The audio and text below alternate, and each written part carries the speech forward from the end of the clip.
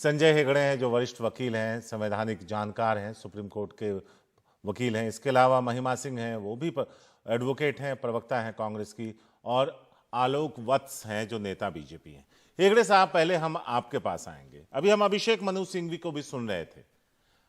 इन परिस्थितियों में राहुल गांधी के पास संवैधानिक तौर से और कानूनी तौर से क्या कुछ विकल्प है? अब देखिए, कानूनी तौर से विकल्प तो साफ है, अपील फाइल करना और जो कन्विक्शन है उस पर स्टे मांगना। अगर कन्विक्शन पर स्टे होता है तो फिर सवाल आता है कि लोकसभा सेक्रेटेरिएट क्या करता है, क्योंकि अब तो कन्विक्शन नहीं रही है, कन्विक्शन सस्पेंड हो चुकी है। कन्विक्शन सस्पेंड होने हेगड़े के साहब, बाद माफी के साथ मैं आपको थोड़ी देर के लिए रोकना चाहूंगा। जयराम रमेश प्रेस कॉन्फ्रेंस में मौजूद हैं, वो सुनते हैं पहले। उत्पीड़न की राजनीति का एक नतीजा है, एक मिसाल है। ईडी में करीब 60 घंटे का पूछताछ हुआ, आपको याद होगा, पिछले साल। और भारत जोड़ो यात्रा के दौरान ऐसे एक सवाल उठाए गए यात्रा के बारे में, राहुल जी के बारे में। उनको संसद में तो पहले बोलने दिया गया 50 मिनट के लिए, 52 मिनट के लिए। बाद में जो उन्होंने कहा उसको एक्सपंज कराया गया और उन्होंने स्पीकर से 3 बार निवेदन की। 3 बार, एक बार नहीं, 3 बार। उनको लिखा भी कि मुझे मौका दीजिए। उन्होंने रूल भी स्पीकर साहब को बताया, 357 रूल, पर स्पीकर से कोई जवाब नहीं आया। औपचारिक तौर से कोई जवाब नहीं आया, उनको मौका ही नहीं दिया गया और आज वो डिस्क्वालीफाई हो चुके हैं। तो ये कानूनी मुद्दा तो है, कानूनी तरीके अपनाएंगे। कानून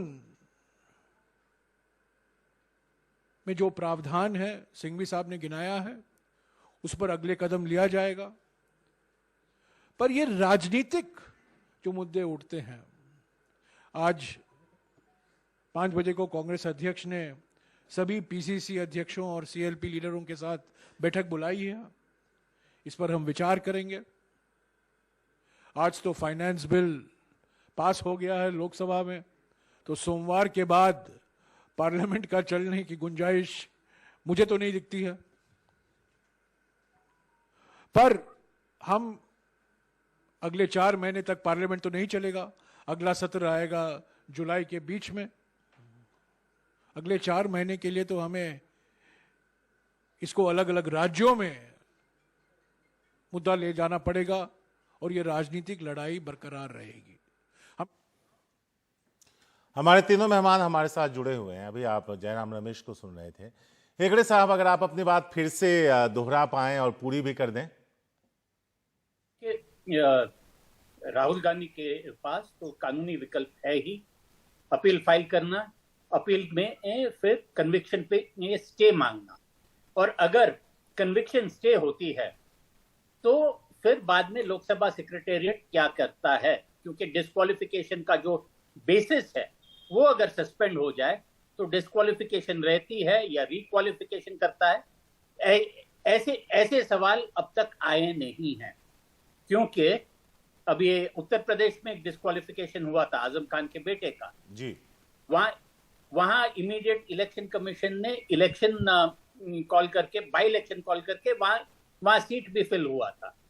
अब अगर इन्हें कन्विक्शन का स्टे मिलता है तो फिर राजनीतिक का तौर पर लोकसभा में क्या होता है वो देखना पड़ेगा। और मैं ये मानता हूं कि लोकसभा के प्रिविलेजेस काफी बड़े हैं और स्टेट्समैनशिप के साथ ये मामला हल हो सकता है। हेगड़े साहब, यहाँ पे एक और इसी से जुड़ा सवाल था, फिर हम दोनों मेहमानों के पास चलेंगे कि कांग्रेस ये कह रही है कि जल्दबाजी में लिया गया ये फैसला है उनकी सदस्यता रद्द करने को, लेकिन जो कानून था उसमें तो यही था ना कि अगर आप कन्विक्ट हो गए 2 साल या उससे ज्यादा तो ऑटोमेटिकली आपकी सदस्यता चली जाएगी। तो उनकी इस बात में कितना दम है? देखिए, जो फैसला है, फैसला में ही 30 दिन का स्टे है सेंटेंस पर। जी। अगर कानून ये कहता है कि anybody who is sentenced to imprisonment for more than 2 years वो डिस्क्वालीफाई हो जाता है। जी। तो अगर sentence has not yet come into be तो आपने डिस्क्वालीफाई कैसे किया, वो ये सब सवाल तो आएंगे ही ना। ओके, तो आप ये कह रहे हैं कि उस सेंटेंस देने के बाद ही उस पे 30 दिन का उस पे स्टे है, ऐसे में जो फैसला लिया गया है उस पे सवाल उठ रहा है। हमारे साथ दो मेहमान भी हैं, कांग्रेस के पास बाद में चलेंगे, आलोक वत्स आपके पास पहले आते हैं। अभी आप हेगड़े साहब को भी सुन रहे थे कि जो फैसला है उसमें खुद ब खुद 30 दिन का स्टे है, तो जो फैसला सेक्रेटरीट ने लिया उस पर कांग्रेस सवाल उठा रही है, इसका जवाब दीजिए जरा।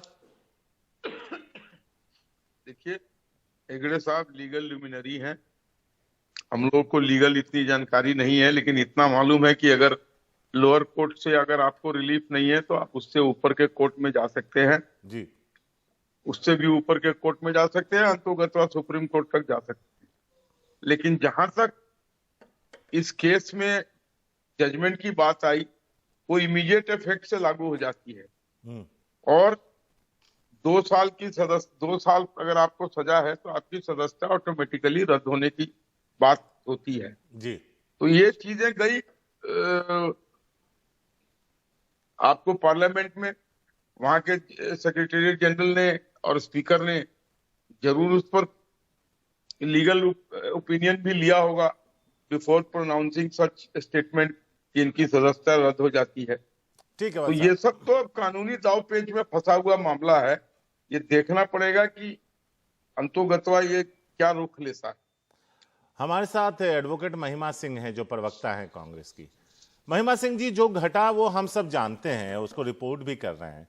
मेरा वही सवाल है जो अभी हमने अपने मैनेजिंग एडिटर से पूछा था, मनोरंजन भारती से, कि आपके पास पहले भी कई मौके आए जिसे आप राजनीतिक रूप से भुना पाती और लोगों को समझा पाती कि क्या कुछ हो रहा है।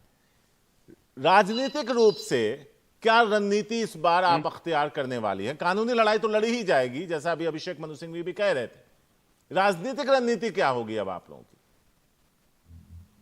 शुक्रिया शारिक जी और सभी को नमस्कार। जिसे कमजोर कह कह के रहे ख्वाबों में वो हंसते, उसी के खौफ से अब खलबली मचने लगी दिल में। ये भाजपा का आज हश्र है।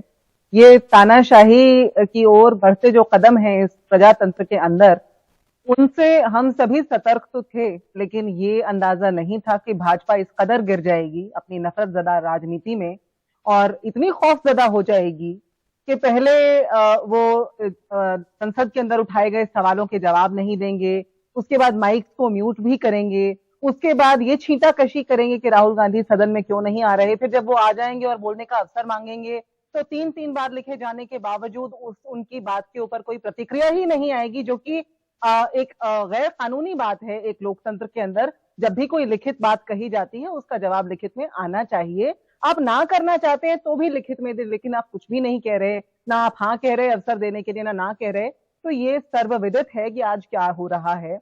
आज जो हो रहा है शारिक जी, वो जनमत का अपमान है। और आप मुझसे पूछ रहे हैं कि कांग्रेस की रणनीति क्या होगी। मैं यहाँ पर ये बता दूं आपको कि ये अब कांग्रेस की रणनीति, ये कांग्रेस भर की लड़ाई नहीं रह गई है, ये एक राजनीतिक लड़ाई नहीं रह गई है।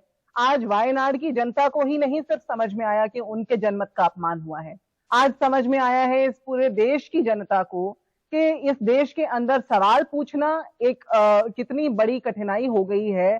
आप देशद्रोही करार किए जाएंगे, आप सांसद हैं तो आपकी संसद सदस्यता को निरस्त करने के प्रयास किए जाएंगे और कर ही दिया जाएगा। अब तो उनकी जो रिटन रिक्वेस्ट थी अवसर की कि मुझे बोलने दिया जाए, वो तो आज जो है औंधे मुंह गिर गई हैं। और उसके अलावा एक और ऐतिहासिक काम जो आज हुआ है, जो भाजपा की कूटनीति का प्रमाण है जी, वो ये भी है, मैं ये बात पूरी कर दूं, वो ये भी है कि बिना चर्चा के बजट पास कर दिया जाता है। ये आपका और मेरा और इस देश की जनता का पैसा है जिसको बिना चर्चा के आज सदन में पास कर दिया गया है। जहां एक तरफ राहुल गांधी की सदस्यता को निरस्त किया गया है, वहां मेरे और आपके पैसे का भी तानाशाही के ढंग से फैसला लिया गया है। महिमा जी, संक्षेप में दीजिएगा, बाकी जवाब, बाकी मेहमान भी हैं। क्या आप उम्मीद कर रही हैं, क्योंकि ममता बनर्जी ने खुद ट्वीट किया, आम आदमी पार्टी उनके समर्थन में सामने आई, जो विपक्ष अब तक बिखरा हुआ नजर आता था आप लोगों की लाख कोशिशों के बाद भी, क्या आपको लगता है कि ये एक घटना सबको एक साथ एक प्लेटफॉर्म पर लेकर आएगी? हम तो हमेशा से एक ही बात कहते रहे हैं शारिक जी कि हम सभी तानाशाही के तरीकों के खिलाफ एकजुट हैं। हम सबकी नीतियां अलग अलग हो सकती हैं, हम सबके तरीके अलग अलग हो सकते हैं, और ये पार्लियामेंट्री डेमोक्रेसी है, प्रेसिडेंशियल नहीं है। हम सब अपनी अपनी जी। जगह इस तानाशाही के खिलाफ लड़ाई लड़ रहे हैं और लड़ते रहेंगे।